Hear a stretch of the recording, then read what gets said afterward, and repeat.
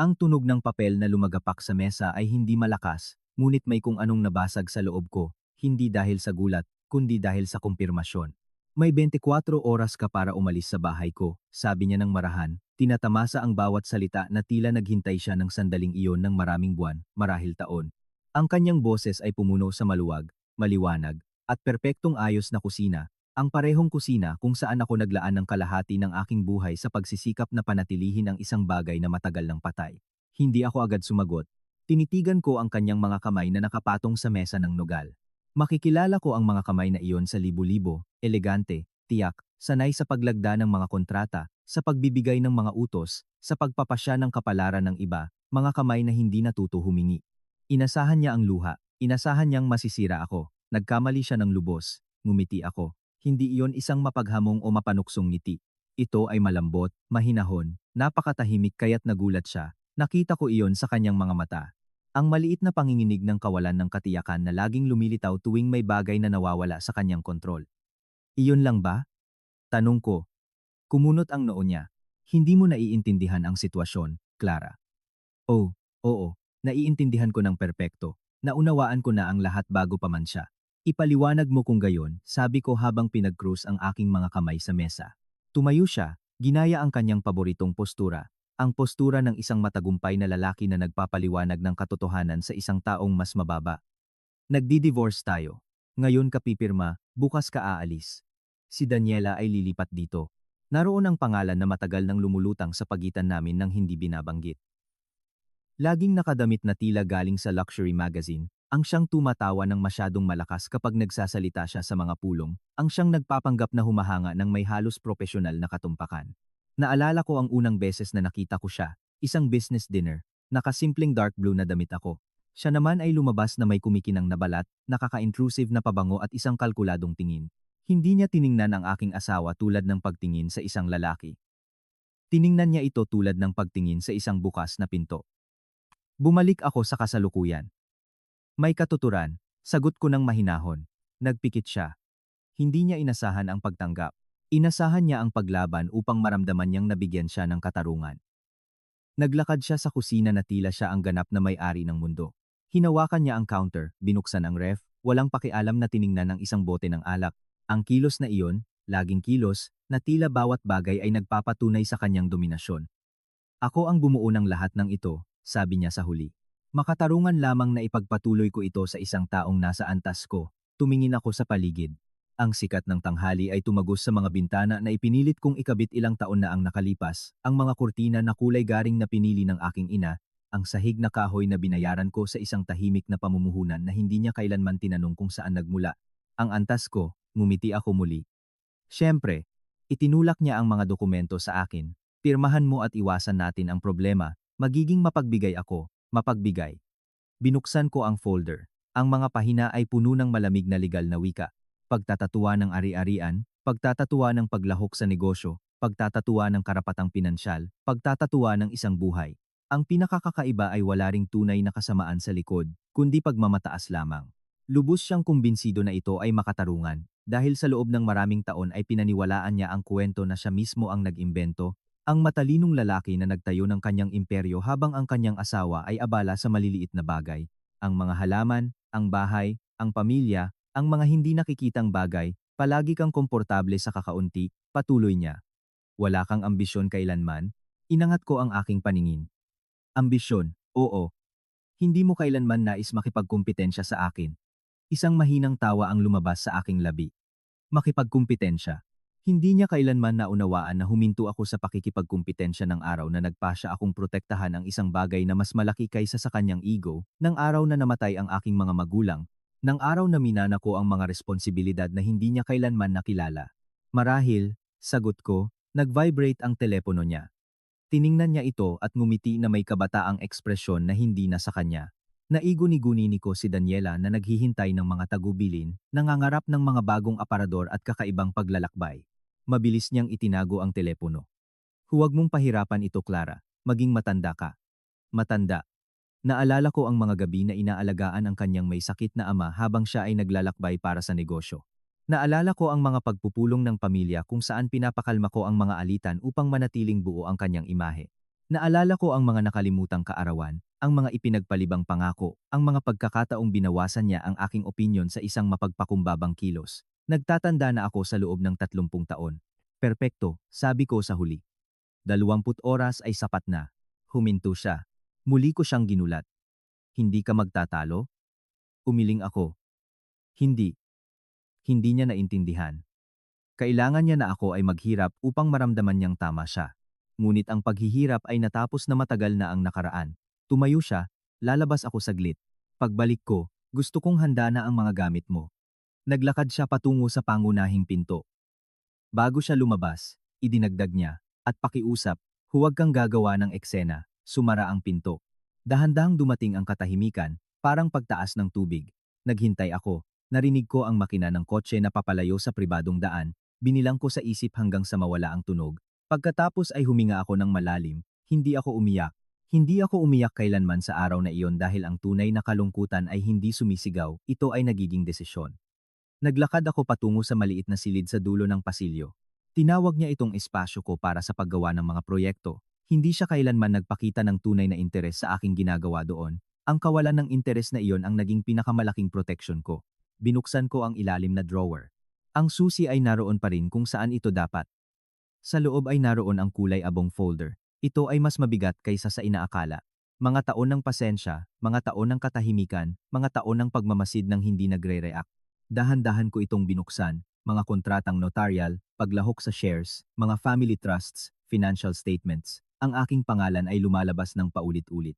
May-ari, benepisyaryo, presidente, mga salita na hindi niya kailanman nabasa. Kinuha ko ang telepono, diniyal ang unang numero, sumagot sila agad. Magandang hapon, Clara. Ang boses ni Martin ay laging nagpapahiwatig ng lubos na kapayapaan. Ang aking abogado sa loob ng mahigit isang dekada, ang tanging nakakaalam ng buong kwento. Nangyari na, sabi ko, maikling katahimikan. Sigurado ka? Tiningnan ko ang litrato ng aking mga magulang sa ibabaw ng desk. Oo, i-activate natin ang lahat. Naiintindihan. Magpapatuloy tayo ayon sa napagkasunduang protocol. Pinatay ko ang telepono. Walang drama. Ang malalaking paglabago ay bihirang mangyari. Diniyal ko ang pangalawang numero. Pinahintulutan ko ang ganap na pagpapatupad, sabi ko ngayon. Ang tugon ay propesyonal at mahinahon. Ang mga paglilipat ay magsisimula sa loob ng ilang minuto. Nakaramdam ako ng kakaibang pakiramdam sa aking dibdib.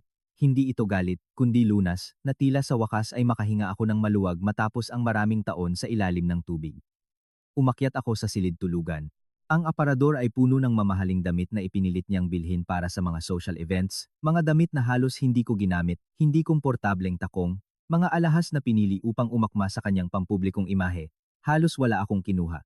Sapat na ang isang maliit na maleta, komportableng damit, isang sweater na minana ko sa aking ina, isang lumang kuwaderno kung saan ako nagsusulat ng mahahalagang desisyon mula pa noong bata ako. Habang nagtutupi ako ng blusa, naalala ko ang gabing natuklasan ko ang pagtataksil, walang sigawan, tanging isang mensahe sa screen ng kanyang telepono. Hindi ako makapaghintay na maging atin ang bahay na ito. Ang atin. Nang gabing iyon, hindi ako gumising ng sinuman, hindi ako nagtanong, hindi ako nagmakaawa, tinawagan ko si Martin. Gusto kong malaman ng eksakto kung ano ang pag-aari ko, sabi ko. At pagkatapos ay nagsimula ang lahat.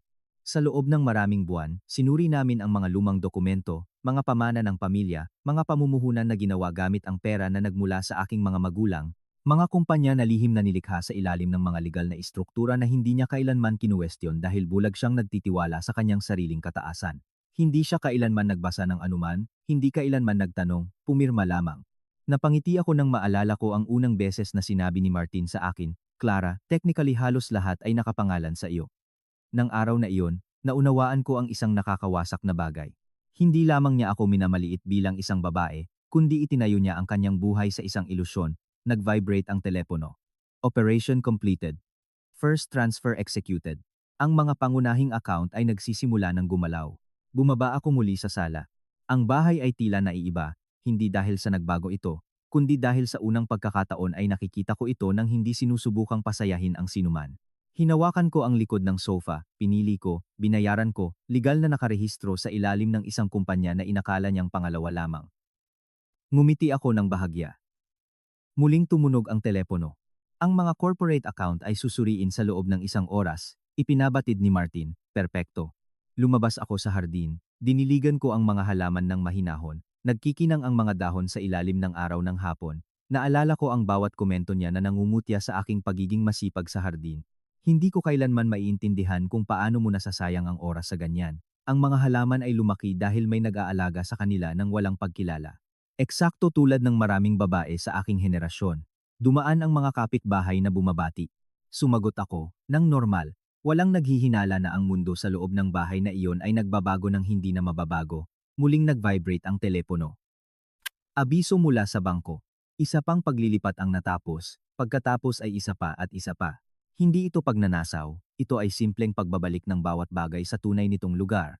Muli akong pumasok sa bahay at dahan-dahang lumakad sa bawat silid, hindi para magpaalam, kundi para alalahanin ang dining room kung saan kami nagdiwang ng mga promosyon, ang sala kung saan kami nagkunwari ng kaligayahan sa harap ng mga bisita, ang opisina kung saan paulit-ulit niyang sinasabi na siya lamang ang nakamit ang lahat. Huminto ako sa harap ng malaking retrato ng pamilya. 3 dekada na pinagsama sa isang ngiti. Hindi ko kinamuhian ang lalaking iyon. Iyon ang pinakamahirap tanggapin. Tumigil lamang siya sa pagtingin sa akin. At kapag ang isang tao ay tumigil sa pagtingin sa iyo sa loob ng masyadong mahabang panahon, nawawala ka para sa kanya, ngunit hindi para sa iyong sarili. Tumunog ang telepono. Hindi kilalang numero. Sinagot ko, Clara. Ako ang accountant ng kumpanya, sabi ng isang nerbiyosong boses. Nagkakaproblema kami sa mga autorisasyon sa bangko. Tiningnan ko ang orasan. Ngumiti ako ng mahina. Oo, sagot ko. Normal iyan. Hindi ma-access ni Mr. Esteban ang ilang account. Alam ko. Pinatay ko ang telepono. Ang domino effect ay nagsimula na. Bumalik ako sa studio at maingat na isinara ang folder. Wala na siyang 24 na oras na naniniwala siyang nanalo. Wala nang 24 na oras bago niya matuklasan na ang lupa sa ilalim ng kanyang mga paa ay hindi kailanman naging kanya. Umupo ako sa tapat ng bintana. Dahan-dahang lumulubog ang hapon. Sa unang pagkakataon sa loob ng maraming taon ay hindi ako nakaramdam ng takot. Tanging isang matatag, tahimik na kapayapaan. Ang kapayapaan ng isang taong hindi na kailangang patunayan ang anumang bagay. Ang kapayapaan ng isang taong naghintay sa eksaktong sandali. At nagsisimula pa lang kami. Hindi ako natulog ng gabing iyon, hindi dahil sa pagkabalisa, kundi dahil sa kalinawan. Kapag natapos ang isang buhay, alam ng katawan bago ang isip. Naglakad ako sa bahay habang dahan-dahang sumasakop ang dilim sa mga bintana. Bawat hakbang ay umalingaw-ngaw ng iba, na tila ang lugar mismo ay naglalabas ng tensyon na naipon sa loob ng maraming taon. 3:00 ng madaling araw dumating ang unang mensahe ni Martin, na activate ang preventive blockade. Binasa ko ito ng walang nakikitang emosyon. Ngunit may naramdaman akong malalim na umayos sa loob ko. Hindi ito tagumpay, kundi kaayusan, na tila sa wakas ay bumalik ang lahat sa tamang lugar. Pagkatapos ng masyadong mahabang panahon na baluktot, naghanda ako ng kape, ang parehong ritual ng dati, mainit na tubig, mabagal na paggiling, lubos na katahimikan. Sa loob ng mga dekada, sinisimulan ko ang aking mga araw sa ganitong paraan habang siya ay natutulog o naglalakbay o nakikipag-usap sa telepono tungkol sa mga negosyo na, nakakatawa, hindi kailanman ganap na sa kanya. Naalala ko ang isang lumang pag-uusap, isang ordinaryong linggo. Sinabi niya sa harap ng mga kaibigan, hindi kailanman interesado si Clara sa pera, ako ang financial brain ng pamilya. Lahat ay nagtawanan ng magkasundo, ako rin, dahil noong 19 ay naunawaan ko ang isang mahalagang bagay, walang nag-iimbestiga sa bagay na pinaniniwala ang naiintindihan. Muling nag-vibrate ang telepono. Nakumpleto ang mga internasyonal na paglilipat. Huminga ako ng malalim. Tapos na ang unang yugto, protektado ang mga pamumuhunan ng pamilya. Ang mga operating account ngayon ay tumugon lamang sa mga pahintulot na wala siya. Hindi ito isang impulsibong galaw. Ito ay dinisenyo sa loob ng maraming buwan, beripikado ng mga espesyalista, sinusuri ang bawat probisyon. Hindi ito reaksyon sa diborsyo, ito ay isang hindi maiiwasang kahihinatnan. Dahan-dahang sumikat ang araw. Ang bahay ay nagkaroon ng gintong kulay na palagi kong gusto. Sa loob ng maraming taon, inakala kong mahal ko ang ilaw na iyon dahil sa nostalgia. Nang umagang iyon, naunawaan ko na mahal ko ito dahil nagbabadya ito ng mga bagong simula. Umakyat ako sa silid tulugan at tinapos ang pag-zip ng maleta. Hindi ako nakaramdam ng pagmamadali, hindi na ako kailanman makakaramdam nito. Eksaktong 8:00 ng umaga, narinig ko ang tunog ng automatikong gate na bumubukas. Bumalik siya ng mas maaga kaysa sa inaasahan. Nanatili ako sa pasilyo habang ang kanyang mga yapak ay pumasok ng may labis na enerhiya, halos tuwang-tuwa. Clara, tawag niya mula sa pasukan. Nagsimula ka na bang mag-impake? Ang kanyang tono ay magaan, matagumpay. Hindi ako agad sumagot. Dahan-dahan akong bumaba sa hagdan. Nakita ko siyang nagsusuri ng mga mensahe sa telepono, nakangiti. Nagdala siya ng take-out na kape at isang bag ng masarap na tinapay. Isang kakaibang kilos na tila nais niyang ipakita na kaya niyang maging mabait ngayon na nakuha na niya ang ganap na kontrol. Magandang umaga, sabi ko, maikling tiningnan niya ako. Sana ay nagiging makatwiran ka. Tumango ako, palagi akong naging ganoon. Inilapag niya ang mga gamit sa mesa at nagsimulang maglakad sa sala na nagsasalita ng hindi ako tinitingnan. Kagabi, nakausap ko si Daniela. Masaya siya. Ang bahay na ito ay nangangailangan ng bagong enerhiya, bagong enerhiya. Tiningnan ko ang mga dingding kung saan nakasabit pa rin ang mga litrato ng pamilya, ang aming mga anibersaryo, paglalakbay, kaarawan ng mga pamangkin. Ang kuwento na kakadeklara pa lang niya na hindi na bago sa isang kaswal na pahayag, masaya ako, sagot ko. Muli siyang huminto na naguluhan, hindi ka magtatanong ng anuman, ano ang dapat kong itanong? Hindi siya nakasagot dahil ang script na kanyang inaasahan ay nangangailangan ng sakit at hindi ko na ito ginagampanan. Nagring ang kanyang telepono, sinagot niya ng mabilis. Oo, ano na? Bahagya lang nagbago ang ekspresyon niya. Kaunting pagkukutya. Mali yan. Subukan mo ulit. Tigil. Hindi, imposible. Ako ang nag-authorize ng lahat doon. Mas mahabang katahimikan. Pinanood ko siya habang nagsisimula ng bumagsak ang seguridad ng bahagya lamang. Suriin mo na lang mamaya, sabi niya sa huli. Marami akong ginagawa. Ibinaba niya ang telepono at inilapag ito sa mesa ng may pagkabagot. Problema sa teknikal, paliwanag niya. Ang mga bangko nitong huli ay isang gulo. Dahan-dahan akong tumango. Oo, nangyayari iyon. Hindi siya tumingin sa akin nang muli siyang magsalita. May darating ngayong hapon upang suriin ang ilang pagbabago sa bahay. Pagbabago. Dekorasyon. Gusto ni Daniela na imoderno ang ilang espasyo. Nakaramdam ako ng kaunting kirot, hindi dahil sa selos kundi dahil sa pagtatapos. Ang lalaking iyon ay nabubuhay na sa isang imahinasyong buhay na binuo sa mga katiyakan na nagsisimula ng gumuho ng hindi niya nalalaman. Muling tumunog ang telepono. Isa pang tawag. Sa pagkakataong ito, mas impasyente siyang sumagot. Ano na ngayon? Narinig ko lang ang mga bahagi. Suspended account, kailangan ng verifikasyon, karagdagang pirma, kumunot ang panga niya. Kakausapin ko kayo mamaya. Sabi niya nang bigla ang putulin ang tawag. Tiningnan niya ako sa unang pagkakataon ng may tunay na atensyon. May hinawakan ka ba sa mga account? Kalmado akong umiling. Wala akong access sa mga account mo, tanda mo? Siya mismo ang paulit-ulit na nagsabi ng ideyang iyon sa loob ng maraming taon. Tumango siya, kumalma. Siyempre, internal audit iyan. Nagtimpla siya ng kape na sinusubukang bawiin ang autoridad, ngunit ang lamat ay bukas na. Umakyat ako muli sa studio at isinara ang pinto. Denial ko si Martin, nagsimula na ang mga tawag, ipinabatid ko sa kanya. Inaasahan na iyan, sagot niya. Ang partial blockade ay lumilikha ng mga automatikong pagsusuri, lahat ay kontrolado, ganap. Naniniwala pa rin siya na mga administrative error lang iyan, ngumiti ako ng bahagya, naniniwala siya sa lahat. Ibinaba ko ang telepono, binuksan ko ang laptop na nakatago sa desk. Pumasok ako gamit ang aking tunay na credentials, ang mga hindi ko kailanman ginamit sa harap niya. Sunod-sunod na lumitaw ang mga financial screen. Mga kumpanya, pondo, ari-arian, lahat ay nagkakasundo ayon sa plano. Naalala ko ang aking ama na nagtuturo sa akin ng accounting noong bata pa ako. Ang nakakaunawa ng daloy ng pera ay nakakaunawa ng kapangyarihan, sabi niya. Hindi ko kailanman inakala na ang pagtuturo na iyon ang magliligtas sa akin sa emosyonal. Dekada pagkatapos, nag-vibrate ang telepono. Mensahe mula sa isang dating empleyado ng kumpanya. Ginang Clara, nagtatanong po sila sa direksyon tungkol sa inyo. Sumagot lang ako. Ayos lang ang lahat, magpatuloy ayon sa napagkasunduan. Dahil oo, napagkasunduan namin. Sa loob ng maraming buwan, lihim kong itinayo muli ang mga loyalidad sa loob ng kumpanya. Mga taong nakakaalam kung sino talaga ang nagpanatili ng mga kritikal na sandali. Mga empleyado na naaalala kung sino ang nagbayad ng sahod ng siya ay wala, nakikipagnegosasyon ng mga mapanganib na pagpapalawak. Ang katapatan ay bihirang pag-aari ng pinakamaingay. Ito ay pag-aari ng nag-aalaga. Bumaba ako muli. Nakita ko siyang naglalakad pabalik-balik. Kalokohan ito, bulong niya, 3 credit card ang na-reject sa parehong umaga. Tumingin siya sa akin. Naisip mo ba? Sa restaurant, kailangan kong magbayad ng cash. Nakakahiya, sagot ko. Wala siyang nakitang kakaiba. Hindi niya kailanman nakikita ang esensya. Kakaiba, nangyari ito nang inaayos ko ang lahat, patuloy niya, masamang kapalaran. Tumango ako. Oo, masamang kapalaran. Muling tumunog ang telepono. Sa pagkakataong ito, hindi niya sinagot. Tiningnan niya ito na tila isang kaaway. Ngayon na mismo aayusin ko ito, sabi niya. Walang sinumang makapagbablock sa mga account ko. Nagtungo siya sa pangunahing opisina, ang lugar na palagi niyang itinuturing na eksklusibo niyang teritoryo. Pinanood ko kung paano niya isinara ang pinto ng may desisyon. Isang minuto pagkatapos, muli niya itong binuksan. Alam mo ba ang password ng security system? Tanong niya. Pinalitan ko iyan ilang buwan na ang nakakaraan ayon sa rekomendasyon ng tekniko. Sagot ko ng natural, nasa mga maintenance documents iyan. Hindi niya naaalalang nabasa niya ang mga ito. Hindi siya kailanman nagbabasa ng anumang domestic.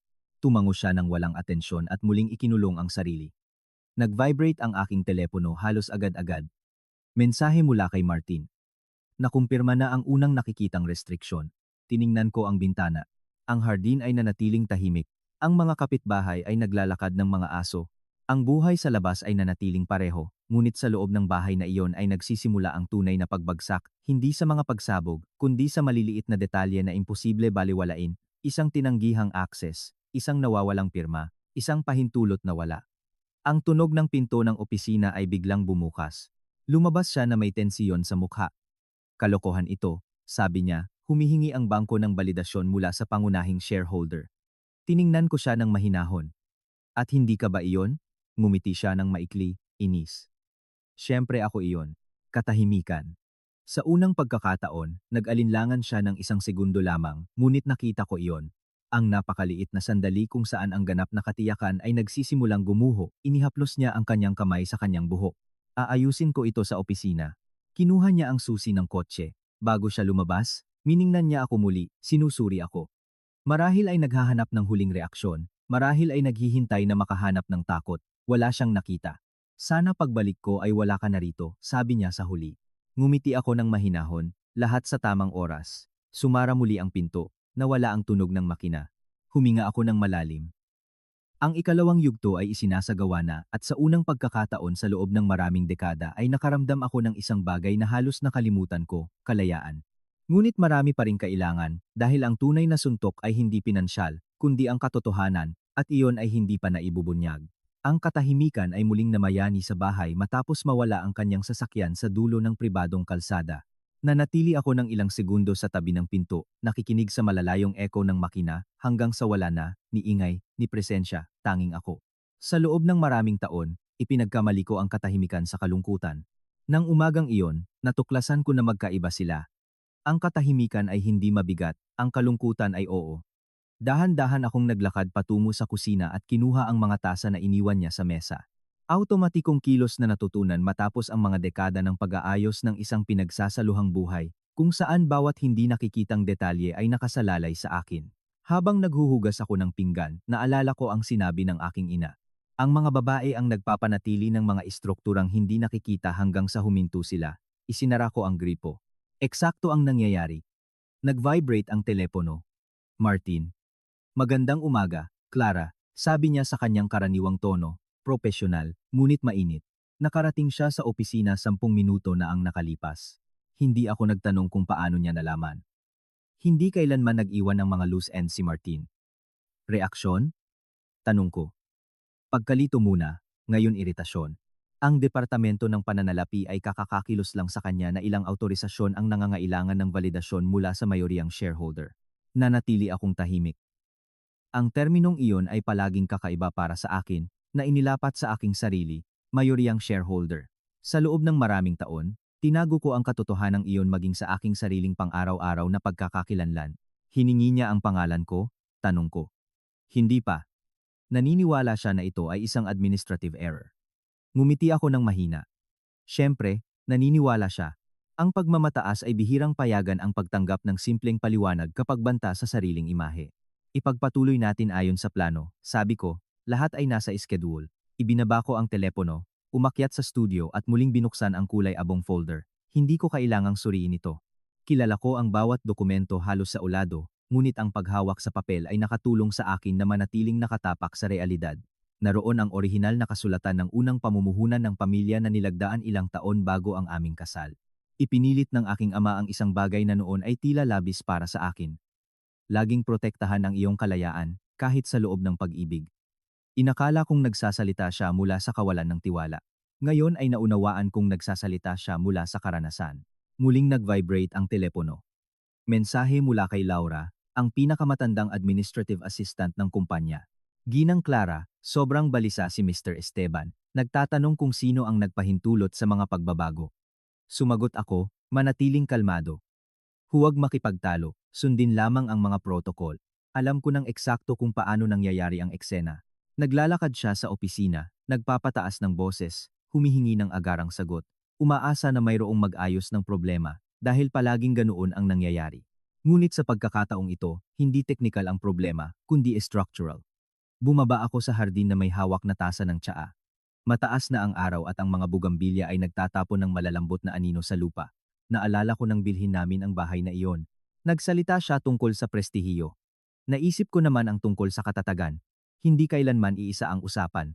Muling tumunog ang telepono. Hindi kilalang numero. Ginang Clara?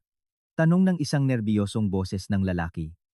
Nagsasalita si Rodrigo mula sa corporate bank. Oo, Rodrigo.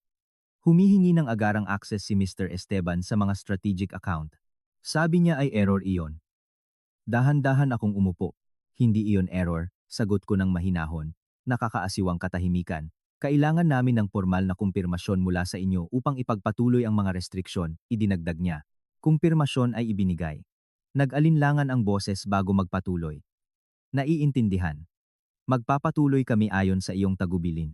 Ibinaba ko ang telepono. Nakaramdam ako ng kaunting kirot sa dibdib. Hindi dahil sa kasalanan, kundi dahil sa ganap na pagtatapos. Nagugugol ako ng mga taon sa pagtatangkang protektahan siya maging sa kanyang sariling mga labis na kilos, tinatakpan ang mga impulsibong desisyon, lihim na nagwawasto ng mga mapanganib na pamumuhunan, iniiwasan ang mga krisis na hindi niya kailanman alam na umiiral. Hindi na ito ang aking responsibilidad.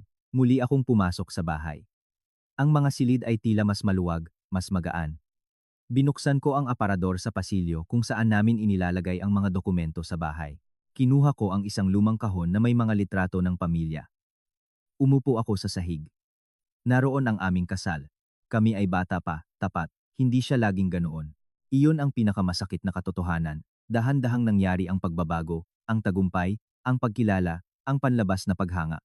Unti-unti siyang nagsimulang maniwala na lahat ay nagmumula sa kanya lamang at pinayagan kong lumago ang salaysay na iyon dahil ang pag-ibig minsan ay katahimikan din. Ang telepono ay nag-vibrate ng paulit-ulit. Martin, muli, sinubukan lang niyang maglipat ng malaking personal na halaga, sabi niya, tinanggihan ito. Pumikit ako sandali, naiguni-gunini ko ng eksakto ang ekspresyon niya. Paano siya nag-react? Nagngingit-ngit. Ngayon ay humihingi siya ng pagpupulong sa board. Ngumiti ako ng bahagya. Ang board, ang parehong board na ang mga miyembro ay orihinal na hinirang ng aking pamilya ng mga mamumuhunan. Naka-schedule ba? Tanong ko. Sa loob ng 3 oras. Huminga ako ng malalim, lumalapit na ang kritikal na yugto. Hindi, ang pagbagsak sa pananalapi, ang pagtuklas. Umakyat ako sa kwarto at tinapos ang pagzip ng aking maleta. Nagulat ako kung gaano kaunti ang kailangan kong dalhin, isang buong buhay na na-summarize sa mahahalagang bagay. Bago isara, kinuha ko ang isang maliit na litrato ng aking mga magulang. Maingat ko itong itinago. Malapit na, bulong ko ng hindi namamalayan. Tumunog ang doorbell. Binuksan ko. Si Teresa pala, ang kapitbahay. Hello, Clara. Sabi niya na nakangiti. Nakita kong umalis si Esteban kanina. Ayos lang ba? Tumango ako. Oo, inaayos lang ang ilang bagay. Tiningnan niya ako ng matamang, na tila may napansin siyang kakaiba sa akin. Mukha kang kalmado, ngumiti ako. Ganoon nga. Nag-usap kami ng ilang minuto tungkol sa pang-araw-araw na bagay, ang panahon, ang kapitbahayan, maliliit na bagay na tila walang katuturan sa harap ng hindi nakikitang bagyo na paparating. Nang isara ko ang pinto, nakaramdam ako ng pasasalamat sa normalidad na iyon. Minsan ang buhay ay nagpapatuloy ng hindi nalalaman na nasasaksihan nito ang isang pagtatapos. Muling tumunog ang telepono. Sa pagkakataong ito, hindi si Martin, kundi siya. Tinitigan ko ang screen ng ilang segundo bago sagutin. Clara, sabi niya nang walang bati. Kailangan kong malaman kung may ginawa ka sa mga account. Ang kanyang boses ay wala ng ganap na pagmamataas. Mayroon itong pagkaapurahan. Hindi ko naiintindihan ang tanong, sagot ko ng mahinahon, katahimikan. Naririnig ko ang bilis ng kanyang paghinga. May iba pa bang may-ari? Tanong niya sa huli. Tiningnan ko ang bintana patungo sa hardin. Dahan-dahang gumagalaw ang mga dahon sa hangin. Marahil ay dapat mong suriin ang mga orihinal na dokumento, sabi ko. Anong mga dokumento? Ang mga nilagdaan mo sa loob ng maraming taon. Mahabang tigil. Clara. Hindi ito nakakatawa. Hindi kailanman ito naging laro. Pinutol ko ang tawag bago pa siya makasagot. Hindi nanginginig ang mga kamay ko. Nagulat ako roon. Inaasahan kong makakaramdam ng takot, ngunit tanging isang malalim, halos hindi maiiwasang kapayapaan ang naroon. Pagkatapos ng ilang minuto, dumating ang mensahe mula kay Martin. Naabot na ang buong dokumentasyon ng board. Ang orasan ay naghudyat sa simula ng tunay na pagbabago. Umupo ako sa study. Naghintay. Hindi ko na kailangang gawin ang anuman. Ang plano ay naglalakad na mag-isa. Isang oras pagkatapos, nagsimulang tumunog ang telepono ng paulit-ulit. Mga hindi nasagot na tawag, mensahe, kagyat na email. Hindi ako sumagot. Sa wakas ay dumating ang mensahe mula sa kanya. Kailangan nating mag-usap ngayon. Huminga ako ng malalim. Alam kong darating ang sandaling iyon, ngunit hindi pa, dahil kulang pa rin ang pinakamahalagang bahagi, ang buong katotohanan. At kapag lumabas ang katotohanan iyon, wala nang babalikan. Tumingin ako sa paligid sa huling pagkakataon. Ang bahay ay nanatiling maganda, buo, tahimik, na tila naghihintay din sa eksaktong sandali na magbabago ang lahat magpakailan. At ang sandaling iyon ay papalapit na ng papalapit. Ang orasan ay lumampas ng bahagya sa tanghali nang maunawaan ko na natapos na ang tahimik na yugto. Hanggang sa sandaling iyon, lahat ay hindi nakikita. Mga digital na pirma, legal na pahintulot, mga paglilipat na isinagawa ng may surgical na katumpakan, mga eleganteng kilos, halos hindi mahalata. Ngunit ang tunay na kapangyarihan ay hindi kailanman nananatiling lihim ng masyadong matagal. Nag-vibrate ang telepono sa ibabaw ng desk. Martin, sagot ko nang hindi nagsasalita. Nagsimula na ang pulong, sabi niya. Pumasok siya na kumbinsido na aayusin niya ang isang administrative error. Pumikit ako. Naiguni-gunini ko siya ng perpekto. Ang conference room na may glass walls, ang mahabang madilim na mesa na kahoy, ang mga direktor na nakaupo ng propesyonal na tahimik habang siya ay dumating na iritado, tiyak na mababawi ang kontrol sa kanyang presensya lamang. Ano na ngayon? Tanong ko. Ngayon ay nagbibigay sila ng historical documentation. Nakaramdam ako ng bahagyang bigat sa dibdib. Hindi ito kasalanan, ito ay isang mas komplikadong bagay, pamamaalam, dahil sa sandaling iyon ay nagsimulang mamatay ang bersyon ng mundo kung saan siya nabuhay sa loob ng maraming taon. Ipaalam mo sa akin kapag nagtanong siya tungkol sa akin, sabi ko. Gagawin niya iyan kaagad. Ibinaba ko ang telepono. Muling bumalik ang katahimikan sa bahay. Maghanda muli, mas dahil sa ritual kaysa sa pangangailangan. Ang aking mga kamay ay gumagalaw ng ganap na natural, na tila dumadaan ako sa isang karaniwang araw. Marahil dahil sa isang banda, ganoon nga. Hindi ako sumisira ng anuman, tumigil lang ako sa pagsuporta sa isang kasinungalingan, umupo ako sa tabi ng bintana ng sala. Mula doon ay makikita ko ang buong hardin, ang mga halaman na lumago sa ilalim ng patuloy, diskreto, halos hindi nakikitang pag-aalaga. Naalala ko ang lahat ng pagkakataon na pinagtawanan niya ang aking dedikasyon sa hardin. Hindi ko kailanman maiintindihan kung paano mo nasasayang ang oras sa isang bagay na hindi nagbibigay ng pera, ngumiti ako. Ang mga bagay na inaalagaan ng tahimik ay laging nagtatapos sa pagsuporta sa mga mahahalagang bagay. Nagring ang telepono. Sa pagkakataong ito, siya na. Hindi ko sinagot, muling nagring at muli sa wakas ay nag-iwan ng voice message. Pinakinggan ko ito. Clara, kailangan mong tawagan ako agad. May malubhang problema sa kumpanya. Sabi nila ay lumalabas ka bilang pangunahing shareholder. Malamang na legal na pagkakamali yan. Tawagan mo ako. Ang kanyang boses ay hindi na mayabang, ito ay naguguluhan, marupok. Itinago ko ang telepono nang hindi sumasagot. Hindi pa iyon ang tamang oras. Pagkatapos ng ilang minuto, dumating ang mensahe mula kay Martin. Nakita lang niya ang orihinal na Articles of Incorporation. Huminga ako ng malalim. Naalala ko ang araw na nilagdaan ko ang dokumentong iyon kasama ang aking ama, mahigit 20 kung taong gulang pa lang ako noon. Ipinilit niyang i-structure ang mga pamumuhunan ng pamilya sa ilalim ng aking direktang pagmamay-ari.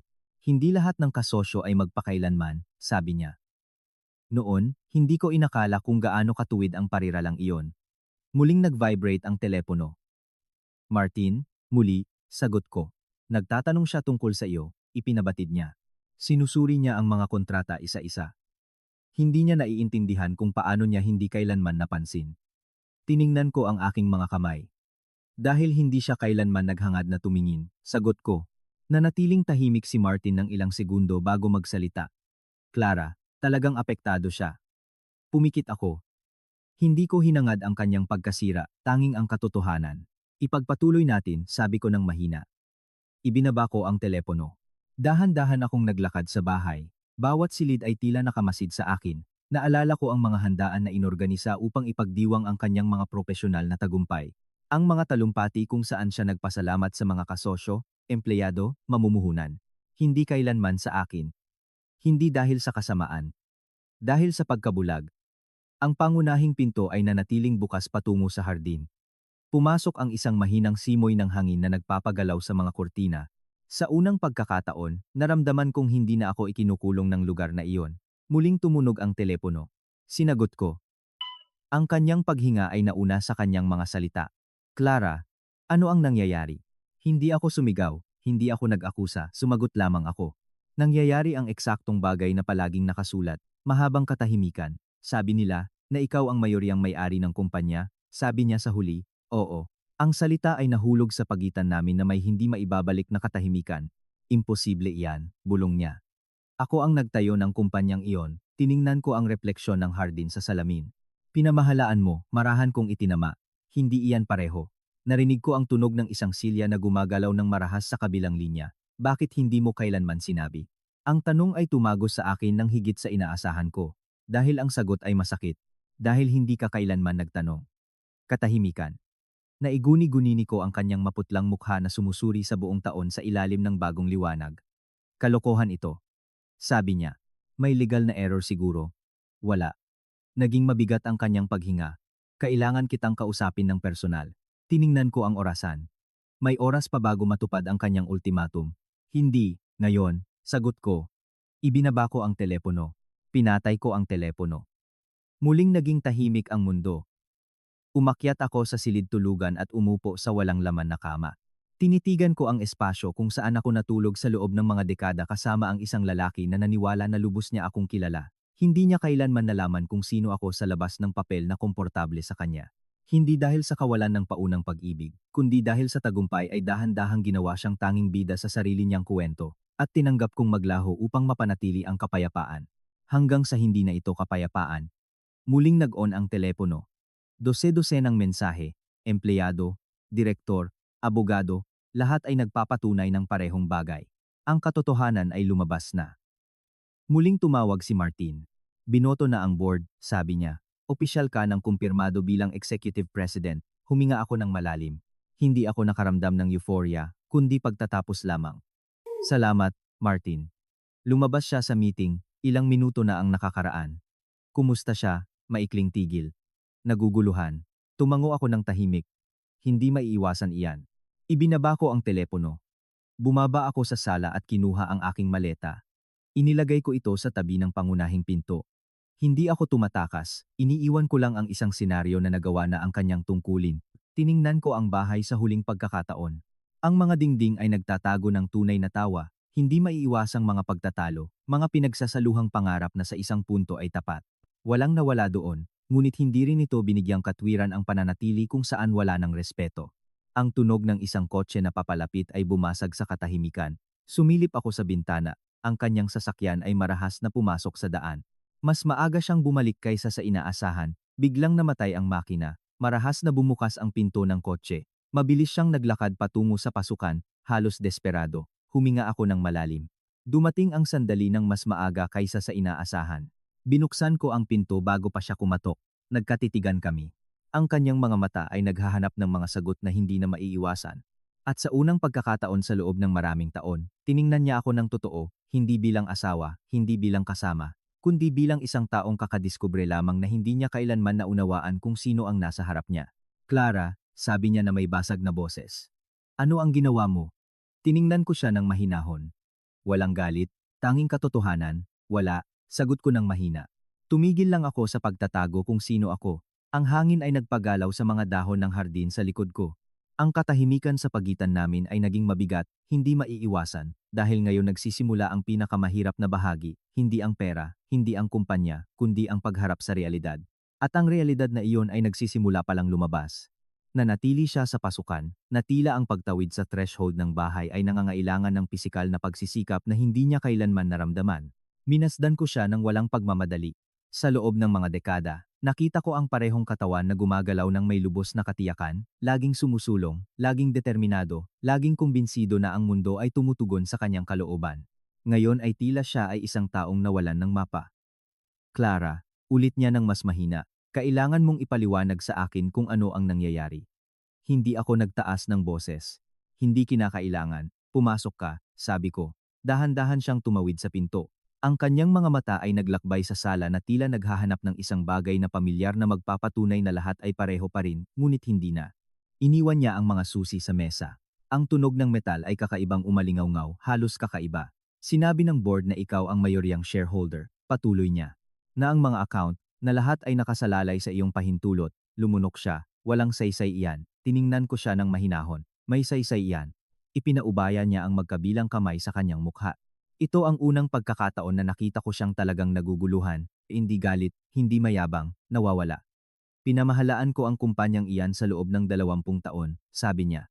Pinirmahan ko ang mga kontrata, nagtapos ng mga kasunduan, nagpalawak ng mga operasyon. Oo, sagot ko ng mahina. Magaling ka. Ang pahayag ay nagpatulala sa kanya. Inasahan niya ang mga panunumbat, hindi pagkilala. Kung gayon, ipaliwanag mo sa akin, hiling niya. Paano ito posible? Inanyayahan ko siyang umupo. Ilang segundo siyang nag-atubili, na tila ang pag-upo ay nangangahulugan ng pagtanggap ng isang hindi kilalang posisyon. Umayos ako sa harap niya, huminga ng malalim. Alam kong ang pag-uusap na iyon ang magiging tunay na katapusan. Nang mamatay ang aking mga magulang, sinimulan ko. Minana ko ang kanilang mga pamumuhunan, kumunot ang noo niya. Alam ko, ngunit maliliit na ari-arian lamang iyon ng pamilya. Dahan-dahan akong umiling, hindi kailanman naging maliliit iyon. Nakita ko siyang bumuo muli ng mga alaala, mga lumang pag-uusap na malamang ay isinantabi niya bilang hindi mahalaga. Ang aking ama ay nagtayo ng isang investment fund bago siya mamatay, patuloy ko, ako lamang ang naging benepisyaryo. Katahimikan. Ang pondo na iyon ang naging paunang kapital ng kumpanya na iyong pinamahalaan. Dahan-dahang lumaki ang kanyang mga mata. Hindi maaaring mangyari iyon, maaari. Kinuha ko ang kulay abong folder at inilagay sa mesa. Binuksan niya ito ng may tensyon sa kamay, pahina pagkatapos ng pahina, mga pirma, mga selyo ng notaryo, mga petsa na mas maaga pa sa aming kasal. Pinanood ko siyang magbasa nang hindi siya ginagambala. Ang tunog ng paglipat ng papel ang tanging ingay sa bahay. Sa wakas ay inangat niya ang tingin. Lahat ng ito ay iyo pala. Tumango ako. Mula pa sa simula, sumandal siya sa upuan na tila nawala ang hangin sa silid. Ngunit nagtrabaho ako ang nagtayo. Hindi ko sinabing hindi ka nagtrabaho, sagot ko ng mahina. Ikaw ay isang mahusay na direktor. Ang salitang iyon ay tila mas matindi ang dating sa kanya kaysa sa anumang akusasyon, direktor, hindi may-ari, na natili siyang tahimik ng matagal. Nakita ko kung paano muling inayos ng kanyang isip ang buong taon ng alaala, bakit hindi mo kailanman sinabi? Tanong niya sa huli. Masakit ang tanong dahil simple at nakakawasak ang sagot, dahil sa simula ay hindi mahalaga. Naalala ko ang aming mga unang taon, kami ay isang koponan, hindi kailangan ng patunay. Pagkatapos ay nagsimula kang maniwala na lahat ay dapat umikot sa iyo, dagdag ko, at hayaan kang maniwala na ginawa nitong mas tahimik ang buhay. Bumagsak ang kanyang tingin sa sahig, sinungaling ka. Umiling ako, hindi ako kailanman nagsinungaling, hindi ko lang itinama ang iyong mga conclusion. Ang katahimikan ay naging makapal. Kaya, sa lahat ng oras na ito ay magkasosyo tayo, sabi ko. Hindi mo lang kailanman nais tingnan ang ganoon. Bigla siyang tumayo at nagsimulang maglakad sa sala. Kalokohan ito, bulong niya. Walang sino man ang nagsabi sa akin ng anuman. Nilagdaan mo ang bawat dokumento. Huminto siya. Nagtiwala ako sa iyo. Tiningnan ko siya ng direkta. Nagtiwala rin ako sa iyo. Ang pangungusap ay nanatiling nakabitin sa pagitan namin at sa unang pagkakataon ay naunawaan niya ang tunay na bigat ng lahat. Hindi ito isang bitag, ito ay maling pagkaunawa sa tiwala. Ang mga account, sabi niya ng marahan, nasa ilalim din ng family trust. Naging irregular ang kanyang paghinga. Kaya, nang hilingin mo sa akin na suriin ang mga panganib sa pananalapi ilang taon na ang nakakaraan, sinusubukan mo akong protektahan. Bumagsak muli siya sa upuan. Diyos ko, bulong niya. Hindi siya umiyak, ngunit may nabasag sa loob niya. Ang pagmamataas ay hindi nawawala ng may ingay, ito ay nasisira ng tahimik. Alam ba ito ni Daniela? Tanong niya bigla. Umiling ako. Hindi. Ngumiti siya ng mapait. Akala niya, ako ang may-ari ng lahat. Hindi ako sumagot. Hindi kailangan. Nag-vibrate ang telepono sa mesa. Ang kanyang illuminated screen ay nagpakita ng pangalan ni Daniela. Tiningnan niya ito nang hindi sumasagot. Huminto sa pagtunog ang telepono. Muling tumunog. Sa pagkakataong ito ay sumagot siya. Oo, narinig ko lang ang kanyang panig ng usapan. Hindi pa ako makapagsalita ngayon. Ababalak, tigil. Hindi magandang oras para pag-usapan ang dekorasyon. Mas mahabang katahimikan. Nagbago ang kanyang ekspresyon. Paano na-cancel ang card? Pumikit siya. Mag-uusap tayo mamaya. Dahan-dahan niyang ibinaba ang telepono, ipinatong ang mga siko sa mesa at tinitigan ang kanyang mga kamay. Lahat ay bumabagsak, sabi niya. Tiningnan ko siya ng mahinahon. Hindi, nakikita mo lang kung ano talaga ang nangyayari. Inangat niya ang tingin sa akin, may bago sa kanyang mga mata. Hindi awtoridad, hindi kahigitan, kahinaan. Pinlano mo ito. Huminga ako ng malalim. Pinlano kong protektahan ang sarili ko. Dahan-dahan siyang tumango, na tila bawat sagot ay umaayon sa isang masakit na palaisipan. Mula kailan? Nag-isip ako sandali. Mula nang maunawaan kung hindi na tayo isang koponan, hindi na siya nagtanong pa dahil alam niyang eksakto kung kailan nangyari iyon. Tumayo siya at naglakad patungo sa bintana. Matagal siyang tumingin sa hardin. Lagi kong iniisip na masaya ka dito, sabi niya nang hindi lumilingon. Naging masaya ako. Hindi kailangang tanggihan ang nakaraan. At ngayon naisip ko. Ngayon, malaya ako. Ang salita ay nanatiling nakalutang, lumingon siya sa akin. Ibig sabihin, tapos na ang lahat. Tiningnan ko siya ng lubos na tahimik. Ikaw ang humingi ng diborsyo. Bahagya lamang bumagsak ang kanyang mga balikat, na tila kakaintindi lang niya ang tunay na bigat ng pariralang iyon na binigkas ng may labis na katiyakan noong nakaraang araw. 24 oras. Akala niya ay paalisin ako ng deadline na iyon. Hindi niya kailanman naisip na iyon ang magiging simula ng kanyang sariling paggising. Dahan-dahan siyang lumapit. Clara, hindi ko alam. Hindi ito palusot, ito ay isang pagtatapat. At sa unang pagkakataon ay nakaramdam ako ng tunay na awa dahil ang lalaking nasa harap ko ay hindi ang kaaway kundi isang taong humaharap sa kanyang sarili. Ngunit ang ilang pagkaunawa ay dumarating ng huli. Muling nag-vibrate ang telepono, mensahe mula kay Martin. Darating ang mga legal na kinatawan sa loob ng isang oras. Inangat ko ang aking paningin. Ang susunod na hakbang ay nagsimula at kasama nito, ang ganap na pagtatapos ng lahat ng aming pinagsamahan. Ang sumunod na oras ay lumipas sa isang kakaiba, halos solemne na katahimikan. Hindi kami nagtalo, walang mga panunumbat. 2 tao lang na nakaupo sa parehong bahay na marahil ay sa unang pagkakataon ay nauunawaan ang tunay na sukat ng kanilang pinagsasaluhang kasaysayan. Siya ay nanatili sa tabi ng bintana na nakatingin sa hardin na tila naghahanap ng mga sagot sa mga dahon. Inaayos ko ang ilang dokumento sa mesa ng kainan, hindi dahil kinakailangan, kundi dahil kailangan kong manatiling abala ang aking mga kamay. Ang orasan ay dahan-dahang gumagalaw. Sa wakas, nagsalita siya. Naisip mo ba kailanman na sabihin sa akin ang lahat? Hindi ko inangat ang tingin. Maraming beses. At bakit hindi mo ginawa? Huminga ako ng malalim bago sumagot, dahil sa bawat pagkakataon na sinubukan kong pag-usapan ang mahahalagang desisyon, nagpasya ka na. Hindi ito isang akusasyon, ito ay isang alaala. Nakita ko siyang dahan-dahang sumang-ayon, na tila bumalik ang mga nakalimutang eksena ng sunod-sunod, mga pagpupulong kung saan siya sumasabat, mga pag-uusap kung saan siya nagpapalagay ng mga conclusion, mga sandali kung saan ang aking opinyon ay nabawasan sa pagiging magalang. Akala ko ay gusto mong manatili sa gilid, bulong niya. Natuto akong gawin iyon. Muling bumalik ang katahimikan. Muling nag-vibrate ang telepono. Sa pagkakataong ito, hindi siya o si Martin, kundi si Daniela. Lumitaw ang pangalan ko sa screen, nagulat ako. Sinagot ko, Clara, sabi ng boses ng bata, matinis, hindi komportable na tiyak, kailangan kitang kausapin. Ang kanyang tono ay pinaghalong nerbiyos at pagkaapurahan. Nakikinig ako, hindi ko naiintindihan kung ano ang nangyayari, ngunit hindi maayos ang tugon ni Esteban at ilang bagay ay tumigil sa paggana. Maikling tigil. Alam mo ba ang anuman? Tiningnan ko ang aking asawa. Nanatili siyang hindi gumagalaw, nakikinig ng walang interbensyon. Marahil ay dapat mong kausapin siya, sagot ko. Sinusubukan ko, ngunit kakaiba siya. Nag-alinlangan bago idinagdag.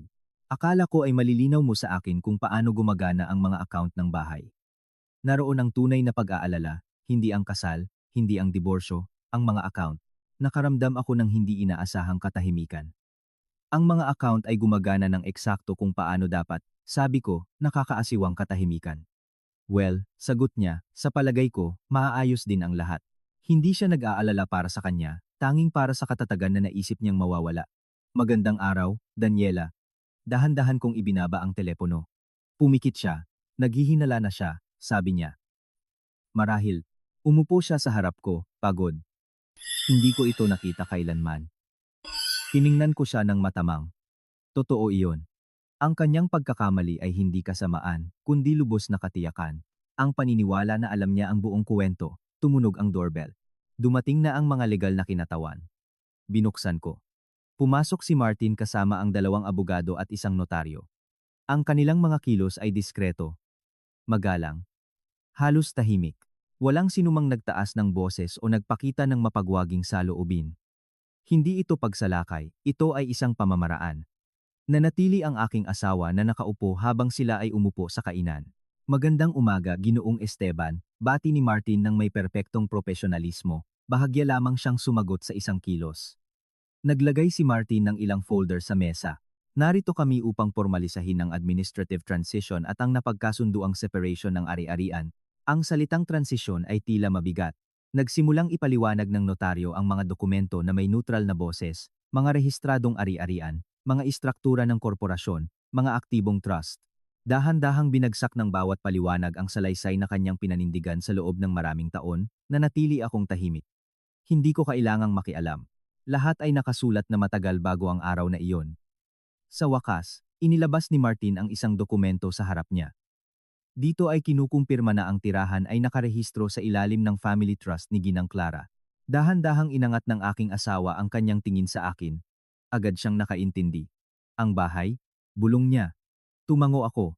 Palagi itong bahagi ng mana ng pamilya. Walang eskandalo, tanging mahabang katahimikan.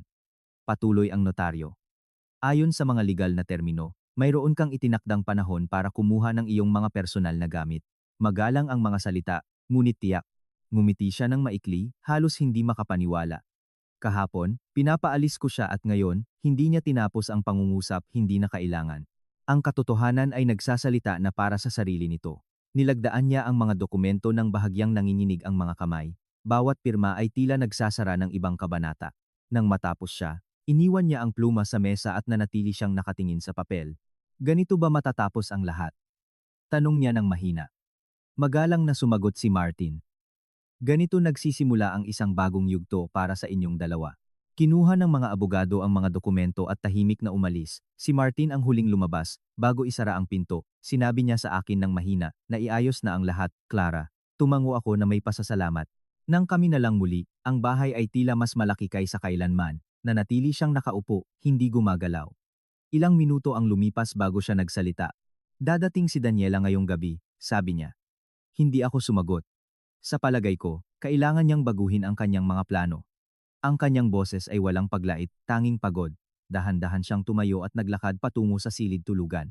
Narinig kong binuksan ang mga aparador, inilipat ang mga drawer, pumili ng damit, walang galit, tanging progresibong pagtanggap. Bumalik siya na may maliit na maleta, ang parehong eksena na naranasan ko ilang oras na ang nakakaraan. Muli kaming nagkita sa pasukan. Sandali, walang nagsalita. Sa wakas ay sinabi niya, hindi ko kailanman naisip na magtatapos ng ganito. Tiningnan ko siya ng mahinahon. Hindi ko rin inakala na aabot tayo sa puntong ito. Tumango siya. Ang kanyang mga mata ay mamasa-masa, bagaman hindi siya umiiyak. Ako ay mayabang. Hindi ko itinanggi, dahil ang pagkilala rito ay bahagi ng kanyang sariling proseso. Naniwala akong lahat ay sa akin, dagdag niya, maging ikaw. Ang katapatan ay mas masakit kaysa sa anumang pagtatalo. Wala nang mahalaga, sagot ko. Lumapit siya ng isang hakbang. Mayroon bang posibilidad? Ang tanong ay hindi kumpleto. At kahit na ganoon, naunawaan ko, huminga ako ng malalim. Ang namagitan sa atin ay totoo, sabi ko, ngunit natapos na rin iyon matagal na. Dahan-dahan siyang tumango, tinatanggap. Sa unang pagkakataon ng walang pagtatalo, kinuha niya ang maleta, binuksan ang pinto, huminto bago lumabas. Hindi ko kailanman nalaman kung sino ka talaga, sabi niya. Ngumiti ako ng may mahinahong lungkot. Ako rin. Hanggang ngayon. Lumabas siya. Ang tunog ng pagsasara ng pinto ay mahina, walang drama, walang pagsabog, isang pagtatapos lamang. Nanatili ako sa pasilyo. Hindi ako nakaramdam ng tagumpay o paghihiganti, kundi isang malalim na gaan. Naglakad ako patungo sa hardin habang nagsisimula ng lumubog ang araw. Ang hangin sa hapon ay mainit-init, halos bago. Nag-vibrate ang telepono. Isang huling mensahe mula kay Martin. Tapos na ang proseso. Tiningnan ko ang paligid, ang bahay, ang mga halaman, Ang katahimikan, lahat ay naroon pa rin. Ngunit hindi na ako ang parehong babae na nakarinig ng ultimatum na iyon, dahil sa loob ng 4 na oras, hindi ako nawalan ng kasal, kundi nabawi ko ang aking buhay at sa susunod na araw, lubos niyang mauunawaan kung ano ang ibig sabihin yon. Hindi ako umiyak nang sumara ang gate sa likod ng kanyang sasakyan. Tumayo ako sa hardin, nakamasid habang ang mga dahon ay bahagya lamang gumagalaw sa mahinang hangin ng hapon. Buo ang lahat. Ang bahay, ang mga bulaklak, ang mga batong daanan na ako mismo ang pumili ilang taon na ang nakalipas. Ang tanging wala na ay ang ilusyon. Dahan-dahan akong pumasok. Ang bahay ay tila kakaiba, hindi walang laman, hindi malungkot, tapat. Umakyat ako sa kwarto at umupo sa gilid ng kama. Ang kanang bahagi ay walang laman, ang mga unan ay perpektong nakahanay. Ang bukas na aparador ay nagpakita ng espasyo kung saan naroon ang kanyang damit hanggang ng umagang iyon. 30 taon na naipon sa isang katahimikan. Huminga ako ng malalim. At pagkatapos, sa unang pagkakataon mula nang ihagis niya ang mga papel na iyon sa mesa, hinayaan kong maramdaman ng katawan ang tunay na bigat ng lahat. Hindi ito galit, hindi ito tagumpay, ito ay pagluluksa. Dahil bagaman siya ay mayabang, bagaman minamaliit niya ako, bagaman binigkas niya ang aking bahay ng may nakakasakit na katiyakan, siya rin ang lalaking umalalay sa aking kamay nang mamatay ang aking ina. Siya ang kasama ko sa mga ospital, siya ang nagdiwang ng mga tagumpay. Walang nawala doon ng magically. Ang katotohanan ay hindi nagbubura ng kasaysayan, inaayos lang nito. Bumaba ako muli sa sala. Ang orasan ay naghuhudyat sa pagtatapos ng eksaktong 24 na oras na ipinataw niya, 24 na oras para lumabas sa kanyang bahay. Ngumiti ako ng bahagya. Ang kabalintunaan ay masyadong tumpak. Nag-vibrate ang telepono. Hindi kilalang numero. Sinagot ko, Clara, sabi ng isang nababagabag na boses. Ako si Daniela. Hindi siya mukhang tiyak. Nakikinig ako. Naguguluhan si Esteban. Sabi niya ay may error sa kumpanya, na ikaw ang may-ari ng lahat. Mabilis ang kanyang paghinga. Hindi siya mukhang malungkot, mukha siyang nag-aalala. Hindi iyan error, sagot ko ng mahinahon. Katahimikan. Kung gayon, ano ang ibig sabihin niyan? Tiningnan ko ang family portrait sa dingding. Ibig sabihin, ang mga bagay ay hindi kailanman eksakto tulad ng inaakala niya. Nag-alinlangan ang boses sa kabilang linya, ngunit tiniyak niya sa akin na lahat ay nakapangalan sa kanya. Ang pariralang iyon ang nagbuod ng lahat. Naiintindihan ko, sabi ko ng mahina. Nagkaroon ng nakakasiwang katahimikan, mas mahaba sa pagkakataong ito, at ngayon, ano ang mangyayari? Tanong niya sa huli. Hindi siya nagtanong tungkol sa kasal o tungkol sa kanya. Nagtatanong siya tungkol sa kinabukasan ng materyal. Depende iyan sa mga desisyon na gagawin niya, sagot ko. Wala na siyang idinagdag. Ibinaba niya ang telepono. Nakaramdam ako ng kakaibang halo ng awa at distansya. Hindi ko siya kinamumuhian. Si Daniela ay ang sintomas, hindi ang sanhi. Umakyat ako sa study muli at tuluyang isinara ang kulay abong folder. Hindi ko na kailangan suriin ito. Ang lihim ay hindi na lihim. Umupo ako sa tapat ng desk at binuksan ang laptop. Dose-dosenang email ang naghihintay ng mga formal na mensahe mula sa mga direktor na nagkukumpirma ng transisyon, maingat na pagbati, alok ng pulong, muling pinatibay na katapatan. Sa loob ng maraming taon, ang parehong mga taong ito ay tinatrato ako ng may tahimik na paggalang, kahit na nagsasalita siya na tila ang lahat ay nakasalalay lamang sa kanyang pananaw. Alam nila. Palagi nilang alam, tanging ang tunay na respeto ay hindi gumagawa ng ingay. Muling tumunog ang telepono. Sa pagkakataong ito, siya na. Sinagot ko. Iba ang kanyang boses, mas mababa, mas makatao. Nasa hotel ako, sabi niya. Hindi ko tinanong kung saan. Hindi na kailangan.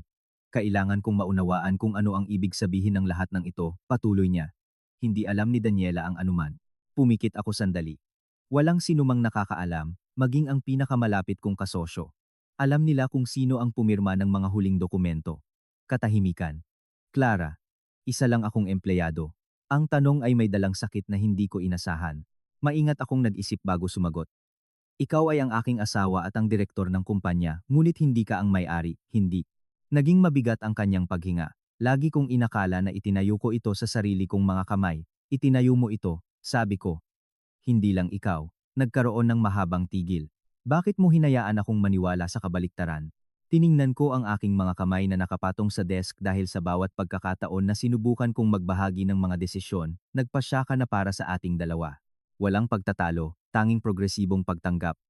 Naging tanga ako, bulong niya. Hindi ako sumagot. Hindi ko kailangan siyang pahiyain. Sapat na ang kanyang kinakaharap. Ito ba ay permanente? Tanong niya pagkatapos ng ilang segundo. Oo, ang salitang iyon ay mas mabigat kaysa sa anumang iba pa. Hindi ko kailanman naisip na matatapos kong mawalan ng lahat sa isang araw. Huminga ako ng malalim. Hindi mo nawala sa isang araw, dahan-dahan mong nawala.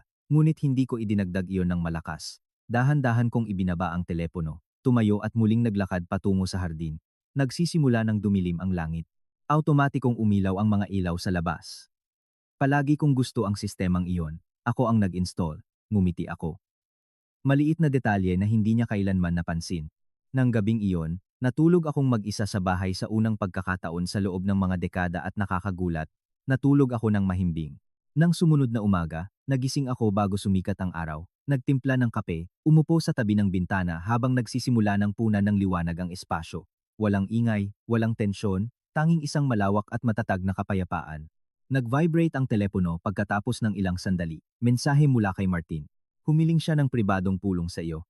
Ipinipilit niyang makipag-usap bago ang anumang huling kasunduan. Asterisk, alam kong darating ang sandaling iyon. Ang lalaking naglabas ng ultimatum ngayon ay humihingi ng pag-uusap, hindi para sa pera, kundi para sa pagkaunawa. Sumagot ako, pumunta siya. Isang oras pagkatapos, muli kong narinig ang tunog ng gate. Nanatili akong nakaupo. Hindi ako tumakbo. Hindi ako naghanda, naghintay lang ako. Dahan-dahang bumukas ang pangunahing pinto. Pumasok siya. Hindi siya nakasuot ng suit, hindi rin ang kanyang karaniwang dominanteng postura. Tila siya mas bata, mas marupok. Naglakad siya hanggang sa gitna ng sala at sa pagkakataong ito hindi niya pinag-usapan ang bahay, hindi niya pinag-usapan ang mga account, hindi niya pinag-usapan ang kumpanya. Huminto siya sa harap ko at nang walang pagmamataas, walang kayabangan, walang pagpapanggap, lumuhod siya hindi bilang isang labis na kilos, kundi bilang isang taong sa wakas ay naunawaan ang tunay na bigat ng kanyang nagawa. Clara, sabi niya na may basag na boses, nagkamali ako. Hindi ako agad sumagot. Tiningnan ko siya. Ang lalaking naniwala na pag-aari niya ang lahat. Ang lalaking hindi nakakita sa babaeng nasa harap niya sa loob ng maraming taon. At sa sandaling iyon, naunawaan ko ang isang tiyak na bagay. Hindi ko kailangan ng paghihiganti, hindi ko kailangan siyang pahiyain. Nabawi ko na ang tanging bagay na talagang mahalaga, ang aking dignidad.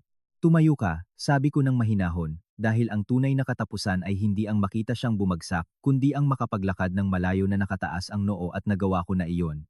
Hindi siya agad tumayo, nanatili siyang nakaluhod ng ilang segundo pa, na tila kailangan niyang maramdaman ng pisikal ang bigat ng sandaling iyon, hindi rin ako gumalaw.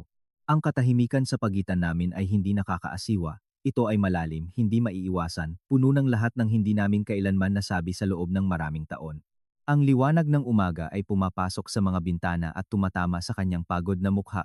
Hindi ko siya kailanman nakita ng ganito. Hindi talo. Tao, tumayo ka, ulit ko ng mahinahon. Dahan-dahan siyang sumunod.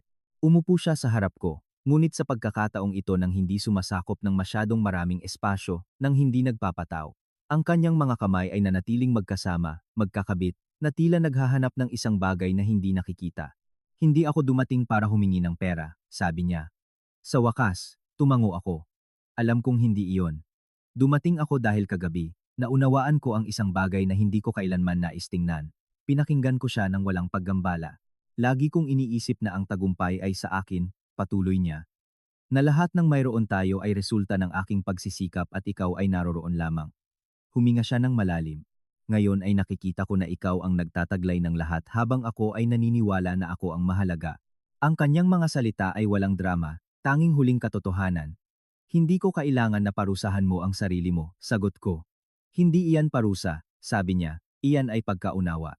Nanatili siyang tahimik ng ilang segundo bago idinagdag, kahapon nawala ko ang kumpanya, nawala ko ang bahay, nawala ko ang buhay na inakala kong mayroon ako at ang tanging talagang sumakit sa akin ay ang mapagtanto na nawala kita matagal na. Nakaramdam ako ng kaunting kirot sa dibdib dahil totoo iyon, hindi natapos ang kasal sa diborsyo. Dahan-dahan itong natapos, halos walang ingay, ilang taon na ang nakalipas. Nang nagsimula kang huminto sa pakikinig sa akin, sabi ko ng mahinahon, may nawala sa pagitan natin, tumango siya. Akala ko ay naglilid ako, ngunit sa totoo lang ay humihinto ako sa pagbabahagi. Ang pariralang iyon ay nagpakita ng isang bagay na hindi ko kailanman nakita sa kanya, kamalayan, hindi depensibo, hindi mayabang, totoo. Umalis si Daniela ngayong umaga, idinagdag niya, pagkatapos ng ilang sandali, hindi ako nag-react. Nang maunawaan niyang hindi ang sitwasyong ekonomiko ang inakala niya, Nagpasya siyang kailangan niyang pag-isipan ang mga bagay. Isang malungkot na ngiti ang dumaan sa kanyang mukha. Sa palagay ko ay makatarungan iyon. Walang hinanakit sa kanyang mga salita, tanging pagtanggap. Huwag mong sisihin siya, sabi ko. Bawat tao ay naghahanap ng sarili nilang seguridad, alam ko, sagot niya. Ganoon din ang ginawa ko sa loob ng maraming taon. Nanatili kaming tahimik na nagmamasid sa isa't isa. Sa unang pagkakataon, walang mga tungkulin, walang dominanteng asawa, walang diskretong asawa, dalawang tao lamang ang nakikilala kung sino talaga sila. Kagabi, halos hindi ako natulog, patuloy niya. Sinuri ko ang mga lumang dokumento. Naalala ko ang mga pag-uusap, mga sandali kung saan binalaan mo ako ng mga bagay na binaliwala ko. Naging mas mababa ang kanyang boses. Palagi kang naroon na sumusubok na magtayo ng magkasama, at abala ako sa pagpapatunay na kaya kong gawin ito ng mag-isa. Huminga ako ng malalim. Hindi ko kailangan sabihin na, sinabi ko na sa iyo. Ang tunay na pagkaunawa ay hindi nangangailangan ng tagumpay. Alam mo ba ang pinakamahirap? Tanong niya. Umiling ako ng mahina. Ang mapagtanto na hindi mo ako kailanman pinahiya. Kaya mo sana. Kaya mo sana akong sirain sa harap ng lahat at hindi mo ginawa. Tiningnan ko siya ng tahimik. Hindi ko kailanman nais sirain ka. Dahil totoo iyon. Ang aking plano ay hindi kailanman paghihiganti, kundi pagpapatuloy ng buhay. Gusto ko lang mabawi ang aking lugar, dagdag ko. Dahan-dahan siyang tumango. At ginawa mo iyan ng may dignidad na hindi ko taglay. Ang orasan ay dahan-dahang gumagalaw. Sa labas, nagsisimula ang kanilang pang-araw-araw na gawain, mga kotse, mga aso na tumatahol sa malayo, isang normal na buhay na nagpapatuloy ng hindi nalalaman na sa loob ng bahay na iyon ay nagsasara ang isang buong kasaysayan. Ano ang gagawin mo ngayon? Tanong niya. Nag-isip ako ng ilang segundo. Magtrabaho, maglakbay, marahil ay muling buuin ang sarili ng hindi nagtatago. Ngumiti siya ng bahagya. Palagi kang mas malakas kaysa sa naunawaan ko. Palagi akong pareho, sagot ko. Tanging ngayon ay hindi ko na pinapaliit ang aking sarili upang ang iba ay makaramdam ng malaki. Naging mamasa-masa ang kanyang mga mata. Hindi niya inialis ang tingin. Mayroon bang anumang magagawa ko upang maayos ito?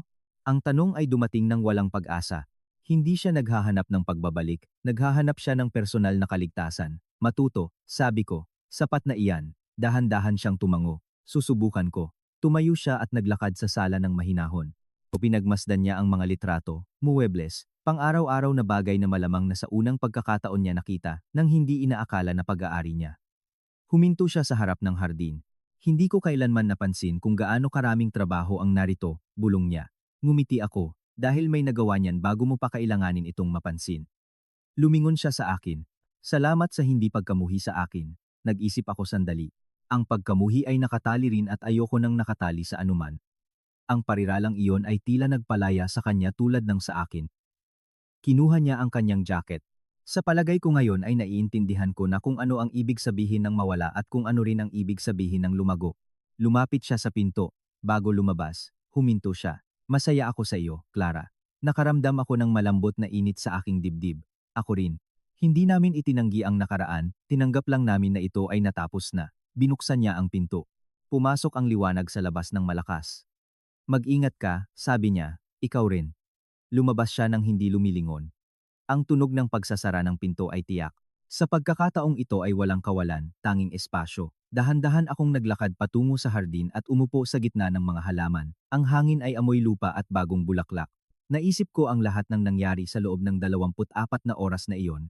Isang ultimatum, isang lihim na nabunyag, isang imperyong muling tinukoy, isang kasal na natapos, ngunit higit sa lahat, isang babae na huminto sa pamumuhay sa katahimikan.